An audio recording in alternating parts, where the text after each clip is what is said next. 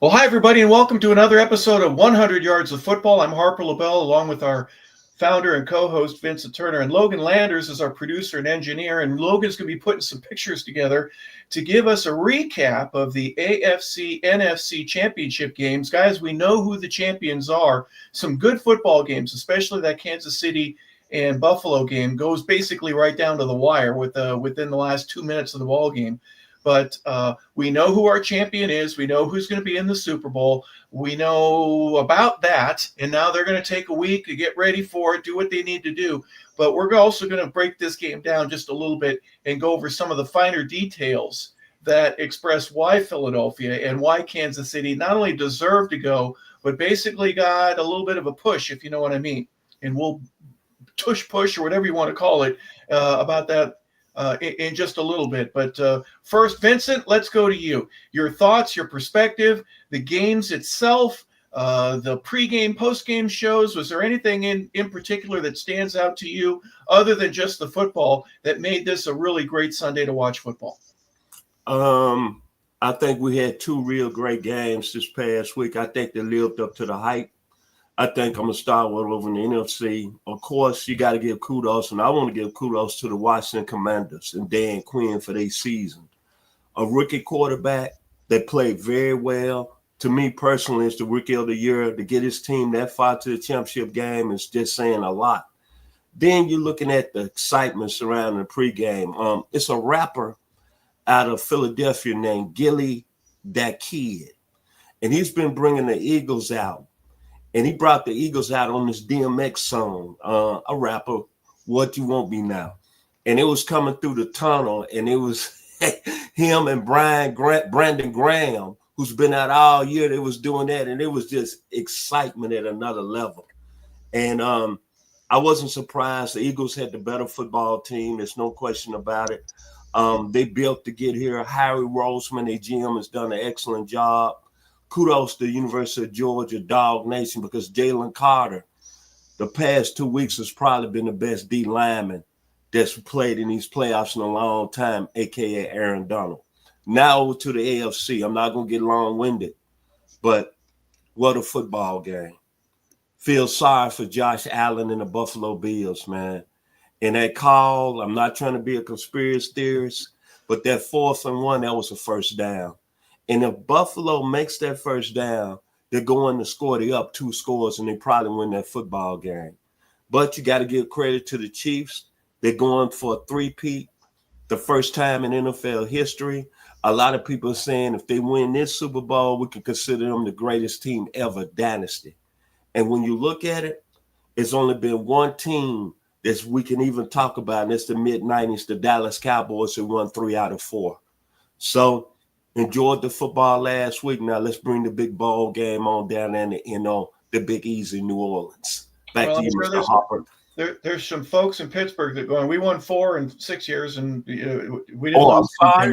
I'm sorry. And, no. And then the Dolphins, and everybody's going to have a piece of that conversation, I would assume. And so that's what makes the debate so fun and entertaining. And it's all based on what your colors are, whose team you're wearing. Logan, back to you. Same first question is with the pregame, postgame, what do you think of the build-up to the game itself? Not the game, but just the build-up to it. And I would imagine that it'll be different for the Super Bowl, but we got to see 2 networks bring out everybody and give them about 2 or 3 minutes to give their comments. The crew, Howie and Terry and JB and Coach and Matt Ryan and everybody that was a part of it. In my opinion, they did a good job of getting us ready to watch the game itself. Yeah, I mean, there's a reason they're professionals. You see them every Sunday for many years now, right? Because they do a great job and will continue to as long as they want to. But I thought mostly just starting off with this Philly and Commanders game that the electricity was just through the roof, right? Everyone talked about Buffalo and Kansas City, and we already knew the big stakes with that one. But with this Eagles and Commanders game, you had the kind of uncertainty of it because no one, not a soul, except for maybe a couple fans in Washington, thought that they would get here at this time. And like I said, came up a little bit short in that regard, but I thought that just the electricity in Philadelphia, like you said, Harper, hot dog wrappers, beer cans, all that was probably had to cleaned up for the cameras as these teams were making their entrances out. But the fans in Philly, man, what more can you say? It's one of the ultimate home field advantages when you have all those thousands of people behind you cheering you on, touchdown after touchdown. There's a big reason why they had the show they did. And like I said, for Washington, just a overall credit to everyone on that team. And like I said, I know you mostly just heard more so about Philly and the crowd and whatnot, but I know that the passionate Commanders fans were there. They were at the sports bars. They were watching at home, decked out in all their gear, and they were rooting on their team. But I thought that the lead up to this game was fantastic. And of course, in Buffalo and Kansas City, the two gunslingers going at it, right? Mahomes and Allen. Another chapter in that rivalry was written. And like I said, just an interesting game for sure. We'll talk more about it in a moment. But I thought that they did a great job just hyping that game up, just, with the stakes of both teams, with Buffalo, if they could finally get over the hump and get over to the Super Bowl and knock off the Chiefs, who were going on this unprecedented run. And then for the Chiefs, is can Mahomes get it done? Can he keep doing it? Can, some of the other guys on the team show up? Can Travis Kelce recreate what he did in the previous week's performance, so on and so forth? What's the defense going to be like? They made that like a blockbuster movie with how much they were able to hype that game up in the AFC. So I thought pregame coverage, they both did a really good job of hyping both these championship games up, and postgame did a good job wrapping things up, hitting on all the big points as you're supposed to do after the game and letting the fans know what their opinions are and then what all we saw on the screen. So I thought overall they both did a tremendous job talking about both these matchups.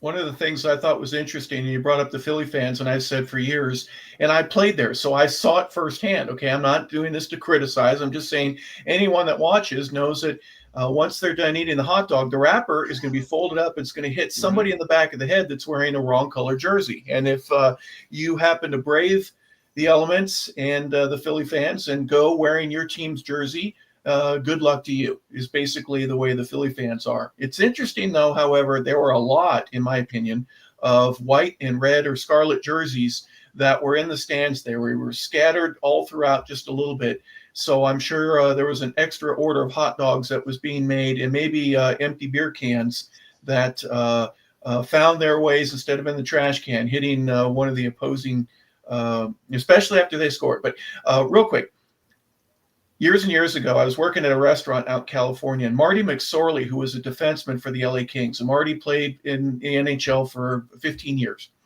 And he came in with a buddy of his, and I asked him point blank, I said, what's it like in Edmonton at Northlands Arena, the first round of the playoffs, the second round, and then eventually getting to host a Stanley Cup? What was that like for you? And he said the elevation level when you got to the different tier of the playoffs changed.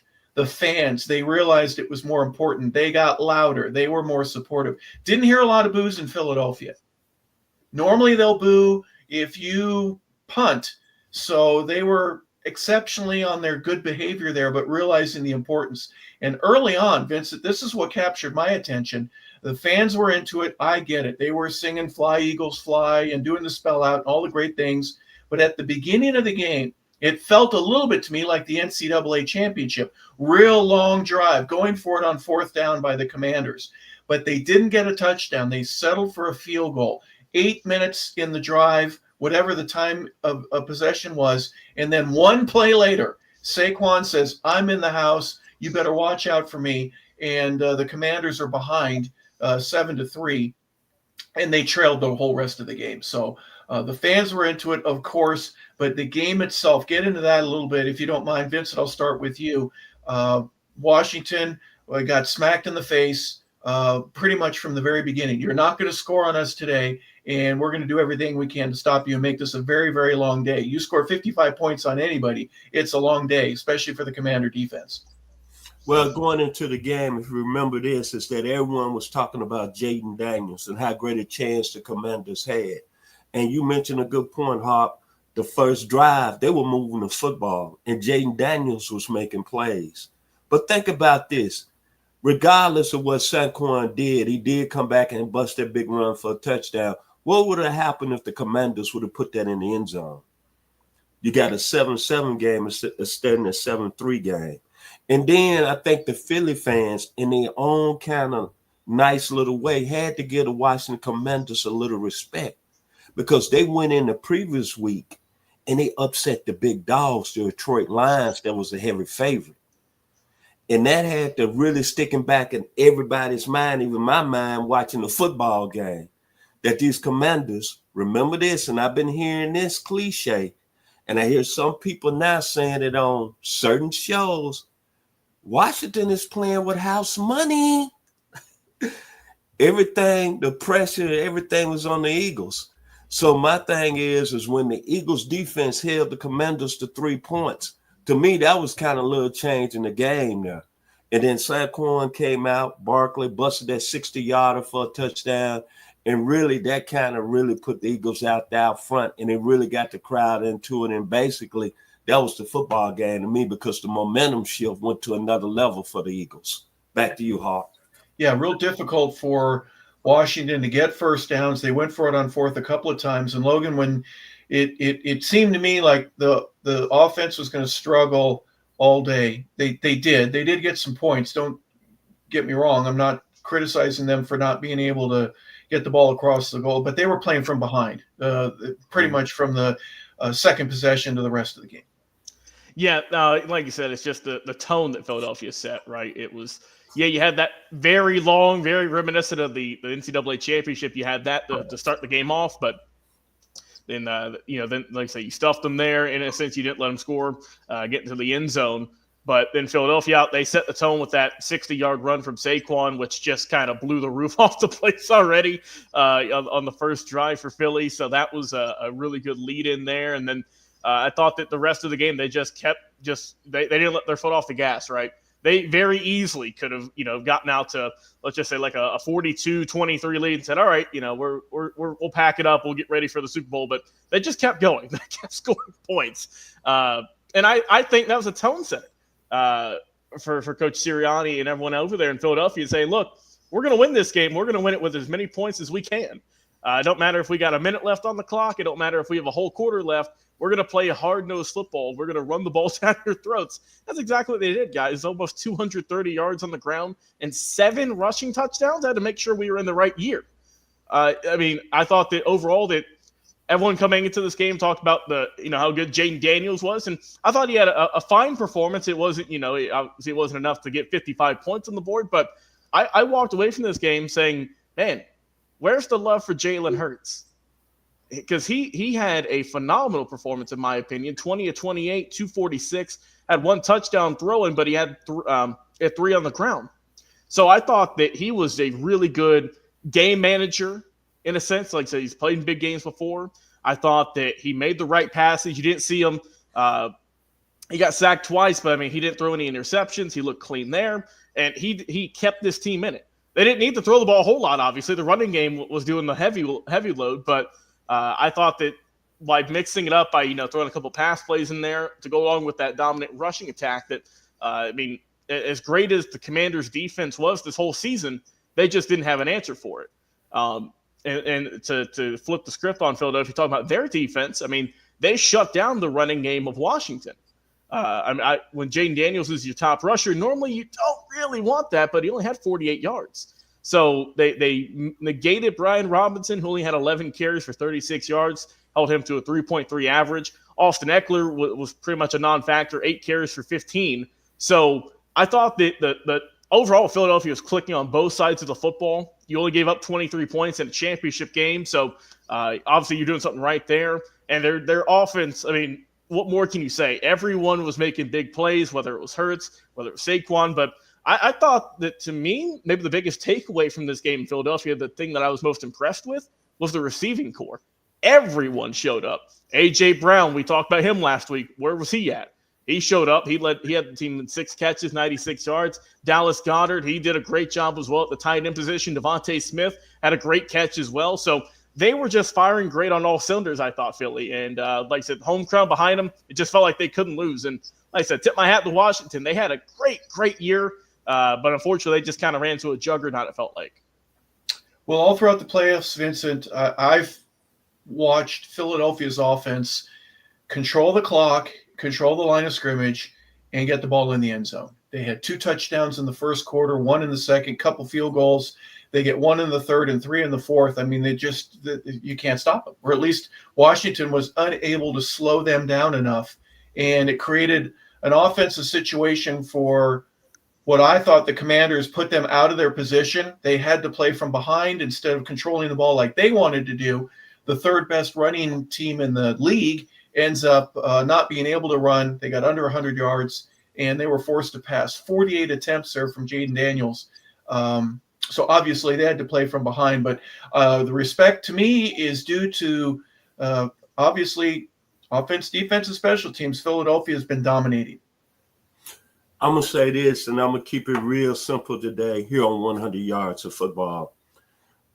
When I start this platform, I don't make it hard about this game. What we need to do is give kudos to the line of scrimmage to both Philadelphia, offense and defense. Today, why Phillies had so much success in the season and why Saquon Barkley, we need to give flowers to Mr. Lance Johnson. We need to give flowers to Mr. Landon Dickerson and the young man, Mr. Cam Juggins, who played hurt in that football game. Because without them, Saquon Barkley, Jalen Hurts, and none of those Eagles offensive players would be doing what they're doing right now. And to the defensive line, especially last week against the Rams. You talking about the excitement. The D-line for the Philadelphia Eagles took it to another level. Milton Williams. And kudos to Dog Nation today. Jalen Carter, who I just mentioned. Jordan Davis, who I just mentioned. And a young man who was the number 1 player a couple of years ago out of Savannah, Georgia, by the name of Nolan Smith, who only had 3.5 sacks in college his best year, and he still went in the first round. He had 10 sacks this year, and he's been, what I want to say, he's been that player for the Eagles. It's very simple, gentlemen. The Phillies' offensive and defensive line has been dominant. And you know this, Mr. Harper LaBelle, you played 11 years in the league at a high level. When your offensive line is playing real well and defensive line is playing real well, that's championship football. AKA the New York Giants, 1986. Remember they had Joe Morris, Lawrence Taylor, Carl Banks, AKA the Washington Redskins. Even though Doug Williams had that great game in San Diego, but he still had the Hogs, Jacoby, Bostic, Graham. Back to you, Hawk. Lachey, yep, they had. Thank you. That's gonna be so pivotal, and both winners have obviously proven throughout the year that they're there for a reason. They're just better than everybody else. They get you fourth down, moving the sticks, accomplishments too. That's one thing about what I think Washington, Buffalo does it a lot. Detroit does it a lot. And Logan, utilizing your offensive linemen, putting big guys in on fourth down, and if it's less than 3 yards, they're going to get the first down if they really want to. If they want to go for it, it doesn't matter where they are in the field. Nobody's been able to figure out how to stop the push. And in my opinion, if you bring in a bunch of big guys to stop, well, now I'm going to run to the outside. I'm just going to do something different. You bring in big guys or you leave the regular crew in, it doesn't matter. We have a way. And that, to me, is, again, the offensive line does a great job, and they certainly did against the Commanders, and they pushed them around. And like I said just a few moments ago, 2 touchdowns, 1 touchdown, another 1 touchdown, 3 touchdowns. Every quarter, they're putting the ball in the end zone. Yeah, and I just want to talk about Frankie Louvu real quick, because he made, I think, a lot of us realize there was another rule in football when he kept jumping off sides, trying to stop that play, Harper, and kept jumping over the line of scrimmage, doing a couple of flips. And they said, all right, look, if you keep doing this, we're just going to give him some points. We're going to have him score. And I was like, wait a minute, that's a rule? I had no idea that was even a factor. So he enlightened a lot of people about that rule. But, I mean, it feels like it's just hard to stop, right? It just, for whatever reason, I mean, we've seen plenty of, different quarterback sneaks in years past and whatnot, but just with how, I guess, Philadelphia's, I don't know if it's their physicality, I don't know if it's how they're lining up, I don't know if it's how, maybe the running back is pushing someone one way and the linemen are going this way. I don't know what their strategy is, but my God, it works. If you're ever on the goal line, 99 out of 100 times, they're going to get in there. And I know a couple of years ago, they even changed, I think, some of the formation for it. And Philly still found a way around that, right? They found some loophole. They changed it up a little bit, and they were still able to utilize their their specialty, right? We all thought it was the Philly special with the Super Bowl a couple of years ago, but no, this is their play. This is their bread and butter. And when you combine that, which it's pretty much a guaranteed touchdown, and now you got the best running back in the game and a very good quarterback and a top tier receiving team, like Vincent said, an elite O line. It's tough to stop that offense in Philadelphia. Yeah, they're. I credit to Nick Sirianni, the head coach, too, for either listening to or accepting something that may be an easy coaching. No, we're not going to do that. To, well, show me why we should. And let's explain this and talk about it. And what are the good, bad, and the uglies of all of that, and put it together to where they've been doing it now for a few years. Now, Doug Peterson was the head coach there, Vincent, just a few years ago when they beat New England to win their first Super Bowl since 1960, the first championship. And then before we know it, Doug was fired. Sirianni has done a great job of settling down the fans and gaining the respect of the ownership and the other coaches, of course, the players, obviously, in a way that he's not there yet. He's got a couple more, in my opinion, but hopefully they make a statue right next to Rocky, the one that's up there by the Spectrum. I think that would be great for the city in a place where if you don't win today, you're gone. Goodbye. We're going to move on. Well, I don't care. We're going to get somebody else. So talk a little bit about the coaching staff and what you were impressed with in terms of how throughout the last couple of years they've been able to keep putting pieces together to keep themselves relevant and advancing in the playoffs the way that they have. I want to give, like I say, Coach Sirianni, it always started with me, the head coach and the quarterback. He made a conscious effort to say Jalen Hurts was going to be his man. And Jalen Hurts was struggling when he first got on the center. But Jalen Hurts has improved to a point that now Philly is in the Super Bowl 2 out of the last 3 years. But I always judge a coach based on the fact is adversity. Look what happened last year. They went on that losing streak, got eliminated in the first round. And there was a lot of people calling from Coach Sirianni's head. But he came back this year. Team came back, coaching staff gelled together. Kellen Moore comes over from Dallas as offensive coordinator.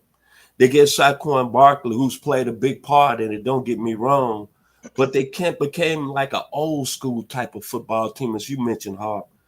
Going back to the basic, like under Doug Peterson, running the football, having the running game, opening up in the passing game. But the one thing that I love about Coach Sirianni is that he's taken on kind of like the personality of the team. Energy, kind of got that Italian feel to him, Tony Soprano, always saying that, hey, it's us against the world, and him really being behind Jalen Hurts. Remember, there was rumors and rumors coming out of Philly this year. A.J. Brown wasn't happy because he wasn't getting the ball. Jalen Hurts wasn't passing for enough yards in games. But when you look at it, Coach Sirianni is the guy that's behind that. And all I can say is this. If you're looking at a coach, we always say here 100 yards of football, the facts are the Eagles are in the Super Bowl 2 out of the last 3 years. And all he got to do is close the door and win it. I love Coach Sirianni because when you have a talented football team, and you know this, Hawk, because you played in the league, there's going to be a lot of egos. There's going to be a lot of people, even though you're winning, but you're going to have those snakes in the background. They're going to want to get up front too and feel like they're not getting the love. And that's what I love about him. He's been able to hold that together. Now the Eagles are in the Super Bowl in a city that you brought up, Hart. The expectations are always at another level. With the Phillies, World Series or not, with the 76ers, NBA Finals or not, and the Eagles. And one thing about them fans in Philly, they would change on you in a heartbeat. Because I remember when the Phillies had that great run 2 years ago, Bryce Harper, they was in a locker room party, and they came back and got upset by the Arizona Diamondbacks. Oh, my God. Did them fans change in Philly? Got to give kudos, A+ to head coach Nick Sirianni. I've said it, Vincent, to everyone that will listen to me. I was playing in Philadelphia. It was 1990. Buddy Ryan was the head coach. We had Reggie White, Randall Cunningham, and Keith Jackson, Keith Byers. And we were ahead on Monday Night Football going in to score just before halftime. And Randall threw an interception to Carl Lee. We were playing the Minnesota Vikings. Carl Lee, with about 36 seconds left to go in the first half, intercepts a pass in the end zone. Minnesota takes over, 1st and 10 at the 20. They take a knee, they go off the field, and we got booed. We got booed off the field. We were at home on Monday Night Football. We were winning, and we still got booed off the field. So that's a Philly fan in a nutshell. They were a little bit better there on Championship Sunday.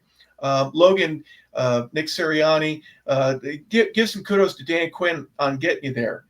That to me was. He's not going to get Coach of the Year.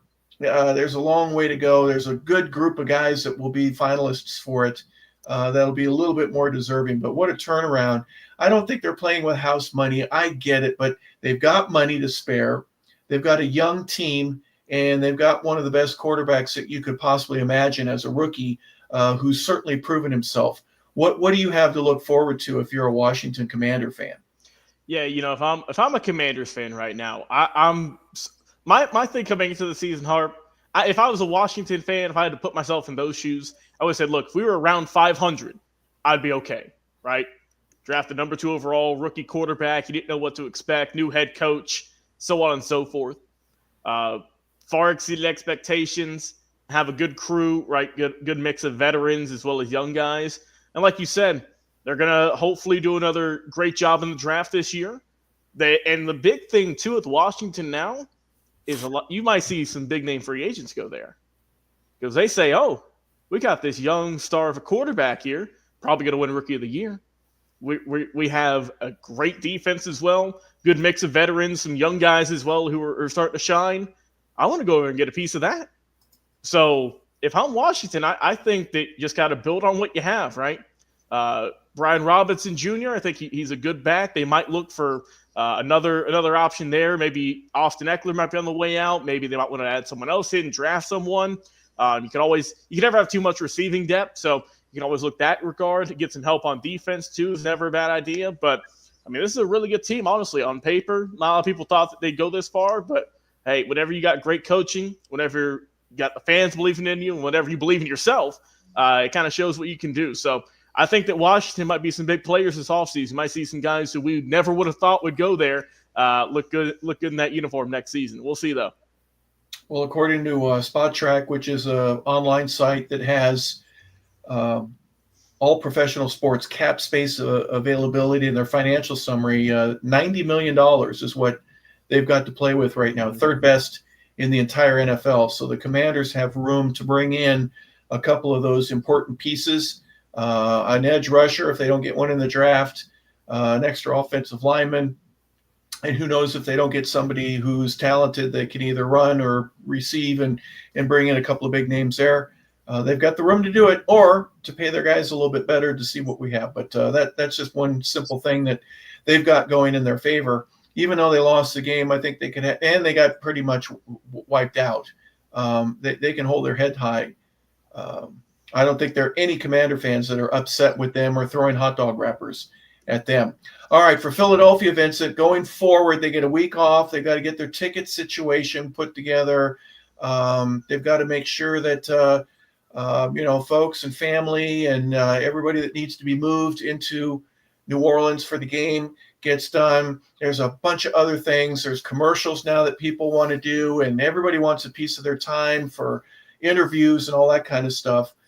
Because they've been there before, I think both of these teams really will have a comfort level of getting into New Orleans next week, whether it be Sunday or Monday, and really being ready to go.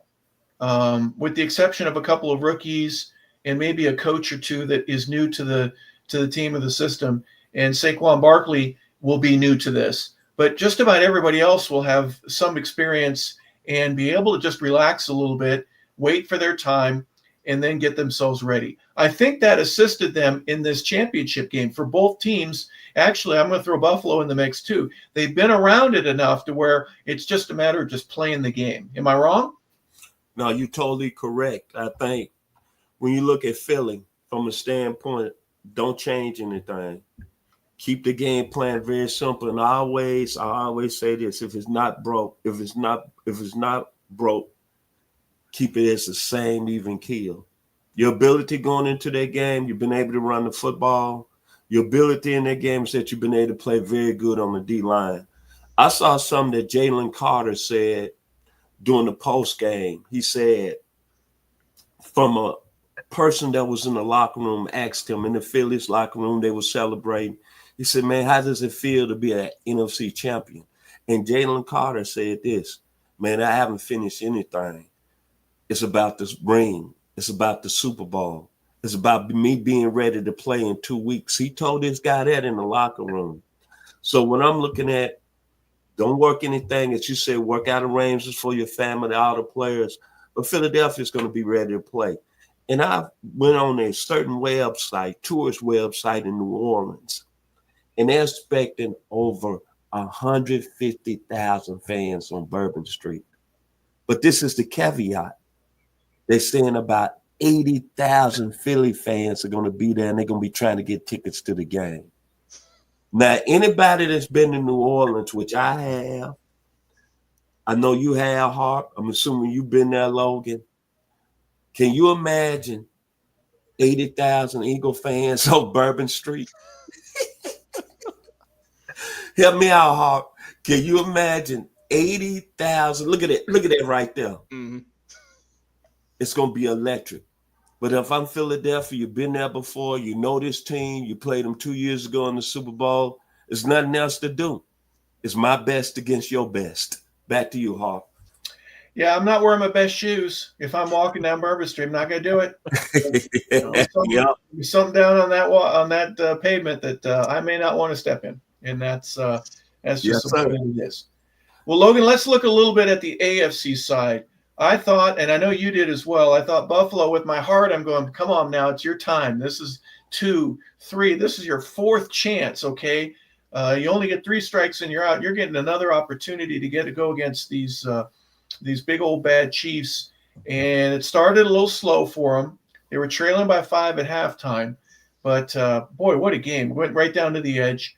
And I just think as much as I wanted Buffalo and was rooting for them, what are they missing? What is it that they don't have? There was one injury. Let me go over real quick with that, because that was kind of serious. Christian Benford ends up in concussion protocol all week.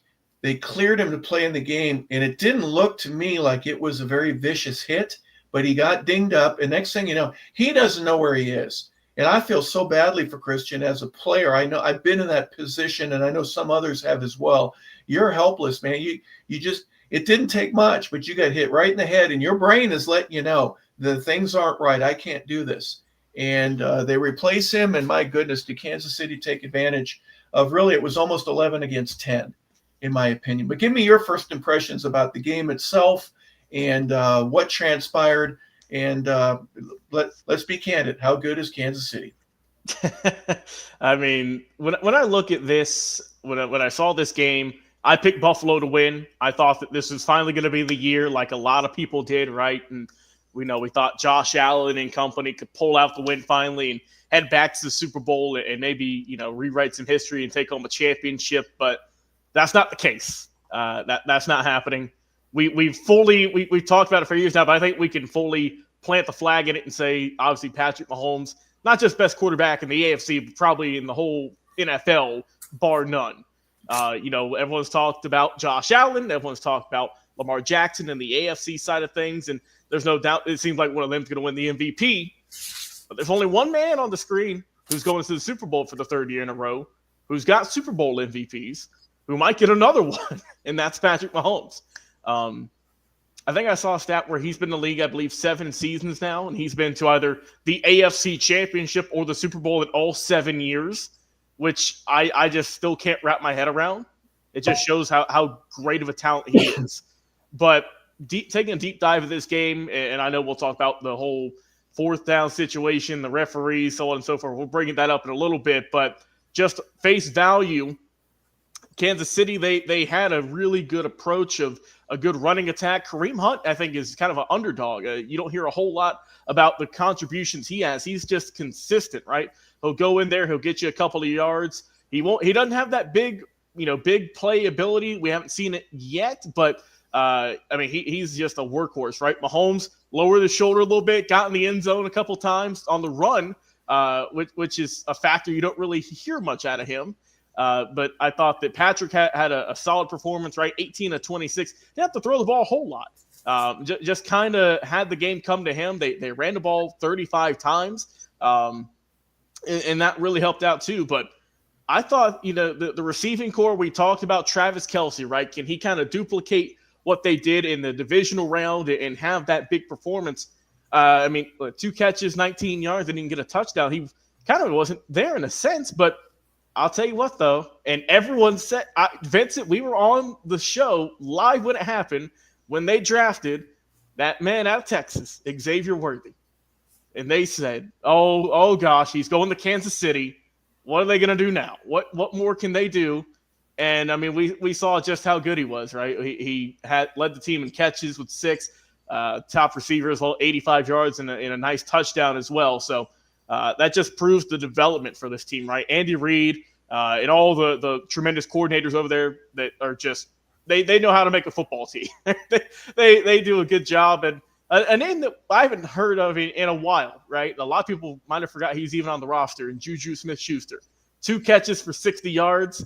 Just guys that you can find out of nowhere, right? And really do some good work. Hollywood Brown got some good work over there as well. But to me, I thought this team was just it was a great game. It was great to watch. The defense did their work. They had 2 sacks on the day. But man, I thought, like I said, this is a blow for blow type of game.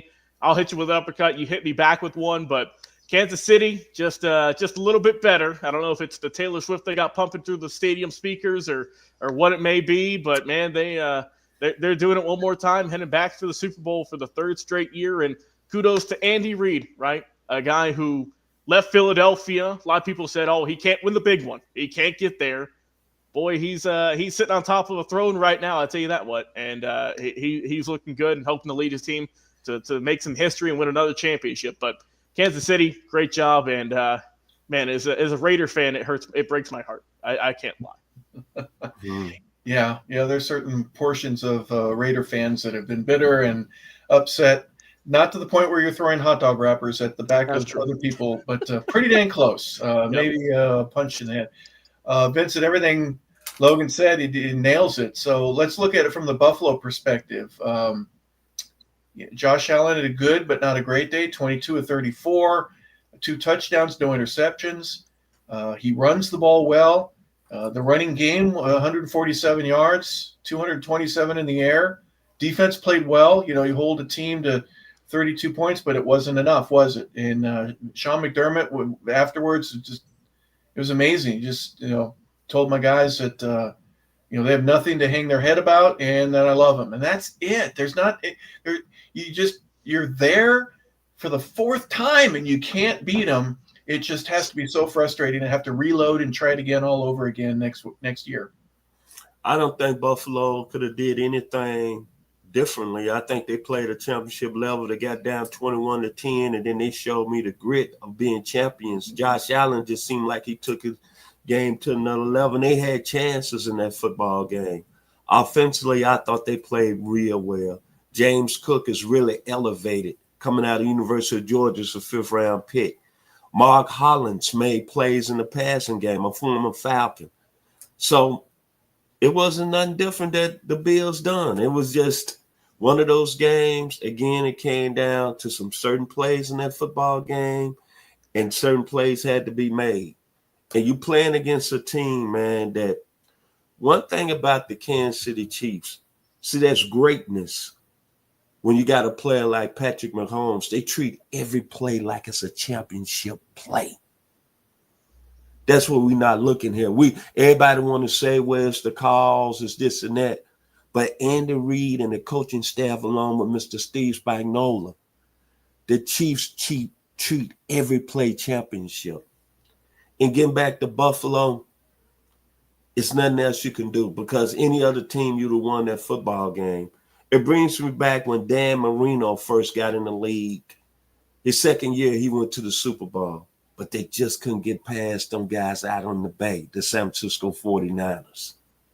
Just like Jim Kelly, when he had Buffalo ringing at the early 90s and the end of the 80s, they just couldn't get by those Dallas Cowboys and the Washington Redskins. And when you look at Kansas City, and I'm going to leave you with this, both of you gentlemen, it's been great players that's played at a level. But when it's a championship, it just seems like they take their game just up there. It seems like they 5 off competition. Ali, when he was in those great championship fights, he treated every punch like it's a championship punch. Michael Jordan, when he was winning 6 in a row with the Bulls, he treated every shot like it's a championship shot. Tom Brady, every pass, championship level. AKA Lou Alcindor, Kareem Abdul-Jabbar when he was at UCLA, out there where you at. Mr. Harper LaBelle, the Bruins won, 10 in a row, but every shot, they treated it like it was a championship shot. Bob Gibson, every pitch, championship pitch. What we need to do is stand back and just look at Patrick Mahomes. If he wins the Super Bowl, it'll be 4 that he's won at 29 years old. There's still a lot of football left. He treats every play, especially in the playoffs, it's like it's do or die. And he ends up making a play. Think about last week, and I'll give it back to you, Hawk. Buffalo did everything they could. Josh Allen made some key plays with his feet. But think about when Kansas City scored that decided touchdown, Patrick Mahomes was not going to let Kansas City lose. He scored a touchdown with his legs. I'm just glad I'm seeing him at 64 years old. Because it might not be another player that's ever going to step in the National Football League. Back to you, Hawk. Well, one of the things you did mention, the officials and all, there was a controversial catch that Xavier Worthy had, and I can't remember, was it who was covering him? If I'm not mistaken, it was Damar Hamlin. Yep. And they went to a break, and I'm watching the game at that point by myself, and they go to a break, and I was going to go get something to get more water or build another sandwich or do something like that. I knew I didn't have much time, and I decided to stay. I said, I got to see what they do with this, because there's no way that they could miss the fact that the ball hit the ground. The nose of the football hit the ground on that play, and to me, it's an incomplete pass. I don't know what I'm talking about, because I guess I still don't understand what a catch is. They go up for it. They come down together. Is it an interception?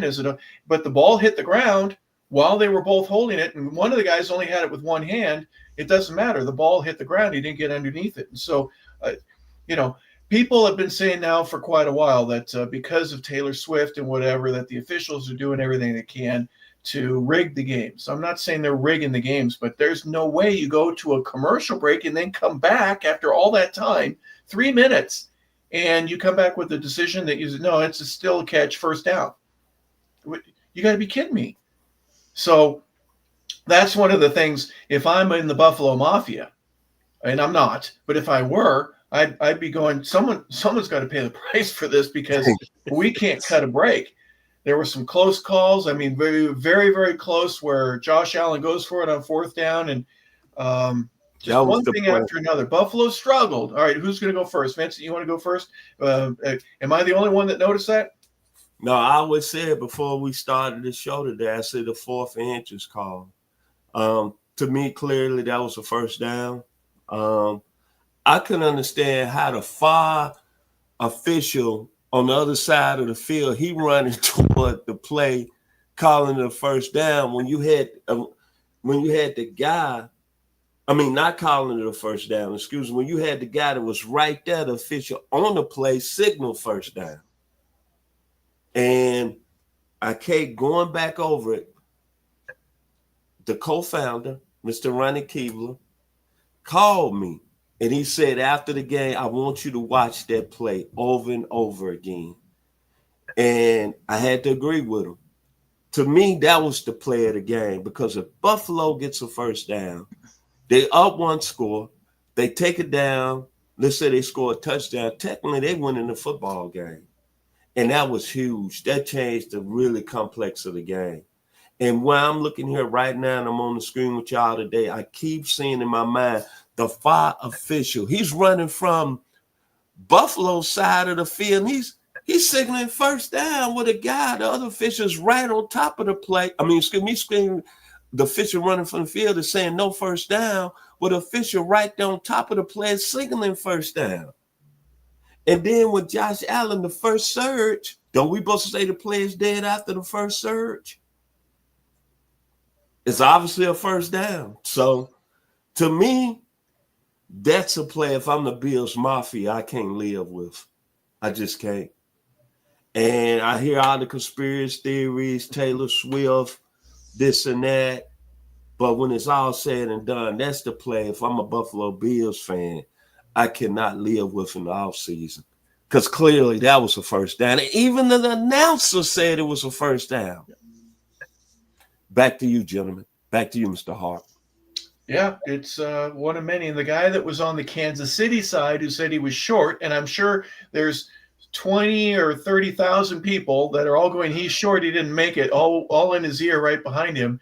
And the player had his back and his numbers to that side. So how on earth did he know where the ball was? That's another thing that just I know that there's people watching from upstairs and they have access to the video in New York, and they're all talking, and it's live. So once again, the Bills fall short. Logan, your thoughts or perspective on our perceptions of what does Buffalo need to do? Yeah, I mean, they played pretty much a perfect game. I mean, they look great, right? I feel like if this was against any other ball club, they probably would have got the win in this one, but Kansas City is just slightly better. Talking about the controversial calls, the one with the Josh Allen, what we were just speaking about, I think the thing, too, that gets a little bit lost in translation with this is that this was still pretty early on in the fourth quarter when this happened. And Buffalo was actually winning at that point. They were up 22-21. I get that, that might have played a part in shifting that momentum with that turnovers on down because Kansas City came right back and scored with that Mahomes touchdown immediately after. But there was still some time left in the ball game, though. Let's not forget that much. I want to talk about that 4th and 5 play that ended the game for Buffalo, where Josh Allen was running for his life. He chucked it up to Dalton Kincaid right through the wickets, right through the hands. It was a tough catch, no doubt about that. But the fact that he was able to even get the ball to him in a close manner like that was impressive. And at that point, I believe there was around 2 minutes left on the clock. There was still a lot of time in the game to go down there and score. So, if you would have got that catch, that could have led to a field goal, could have led to a touchdown. Who knows? If they got that controversial first down and it wasn't turned over, could they have, scored there and stuffed Kansas City on the next drive? It's all just hypotheticals at this point. But for me, I'll always say I'll go to the rule of like MMA and with boxing. You don't leave it up to the judges. You don't leave it up to the officials. If Buffalo, if you went out there and won by 14, 20 points, wouldn't have mattered. And I get there's tough calls. That's just how it goes sometimes, right? That's how it goes. It feels like in a lot of big games, regardless of whoever's playing. It could be Kansas City. It could be your favorite team who won a couple of games this year. It don't matter. But just I always try to not leave it up to the people in the pinstripes because it feels like it never goes our way. It never goes your team's way. It always goes against you for whatever reason or not. But just another brutal loss for Buffalo. I mean, my heart goes out to everyone out there in Buffalo who's been just trying for years now to get past this team. And they just for whatever reason, guys, can't do it. And I know after the game, Josh Allen, before he even went to answer his questions, you just saw him sit down and let out a big sigh. Just, all right, what do we got here, guys? And just kind of grit your teeth and get through it afterwards. But man, what a great season for Buffalo. But man, just that feeling of coming up short once again has just hurt that franchise for so many years. Yeah, that throw on fourth down, he's going away from the line of scrimmage. He's rolling to his right, throwing basically across his body, not by a whole heck of a lot, but to put the amount of juice on that ball that he did and have it go in between Kincaid's elbows, right? It just is in between his forearms. So I don't know what happened, and he's disgusted. Everyone in Buffalo is disgusted. You know, you're not going to kick him off the team because of it, but my goodness, they had a chance. Yep. Prior to that, there were 2 balls that were knocked down, and give Kansas City some credit for that. Their defense played good enough to win. They got outrushed, they got outpassed, and more yardage for Buffalo, but more points for Kansas City, and that speaks volumes. So for the Chargers, the Broncos, and obviously the Raiders, they got to get through this juggernaut every year. But you look at some of the good teams that in the past couple of years, Tennessee had some great teams. Houston has had some good ones. Pittsburgh, of course, and then Baltimore. When you think about them, my goodness, how do you get past Kansas City? And Philadelphia will have to take that into consideration, and the game will be in 2 weeks. We're all about 11 days from now, 10 days. So final thoughts, Vincent, about this NFC AFC championship weekend. And we've got our 2 teams that are going to represent. It's going to be Kansas City and Philadelphia. I think it was exciting. I think a lot of people across the country enjoyed both games. I don't know the numbers, but it was football play at its highest level. And we got 2 teams over the next 2 weeks. The storylines are going to be crazy. The Swifties are going to be in New Orleans. The Eagle fans. Fly, Eagle, fly. Just amazing right now, man. Just a great time. It's going to be the last game of the football season, but the 2 best teams are there. And I can't wait. It's being played in a city that's known for a lot of, partying, drinking, eating. What more could you ask? 2 weeks is going to be a show, and Radio Row is going to be crazy in New Orleans. Back to you, Hart. Yeah, final thoughts of the whole spectacle. We'll talk about that in the near future, but your thoughts, Logan, here on the championship weekend. Yeah, so I did a little bit of quick research and looking at just the viewership for these games, right? So the AFC game with Kansas City Buffalo, it was the most watched AFC championship game ever. It drew 57.7 million viewers, and rightfully so, and all those people got a treat, all 3 of us included, and of course, all the people who watch this on Facebook and YouTube, they saw it too. And for the NFC, they had a respectable number as well, 44.2 million viewers, so a lot of eyeballs on them as well, but what a great set of games, right? To lead up to the Super Bowl. Now we get to talk about the hype of it. We get to talk about the previews, all the fun stuff, the Super Bowl halftime show, of course, always a big factor, the commercials, all that's coming up here. And of course, 2 great football teams. We finally whittled it down. We've got the best team from the AFC, best team from the NFC, going to duke it out here in just a little bit, but kudos to the Buffalo Bills and to the Washington Commanders on 2 successful seasons, obviously making it this far, being a top 4 team in the league. But unfortunately, it just was not your year. And best of luck in the offseason. We'll see if you can come back again next year. But for Kansas City and, of course, for those Philadelphia Eagles, I'm looking forward to the show y'all are going to be putting on here on Bourbon Street in New Orleans here in just a few weeks. It's going to be a fun time. Well, there you have it, folks. Congratulations in order to the champions, and our condolences, whatever those would mean to both Buffalo and to Washington. I think the numbers were down a little bit in the NFC game. Obviously, it's a 32-point victory, so it wasn't as close. I think a few folks decided to take the trash out or go do some ironing or whatever you need to do, get ready for the next week. Otherwise, those numbers would have been up as well. But it was a good season. The championship week is done, and we're glad that we could be a part of it. So we appreciate everybody for tuning in to 100 Yards of Football. For Logan Landers, our producer and engineer, for Vincent Turner, our founder and co-host, I'm Harper LaBelle, saying thank you for tuning in to Championship Weekend. We appreciate it. Have a fantastic day, everybody.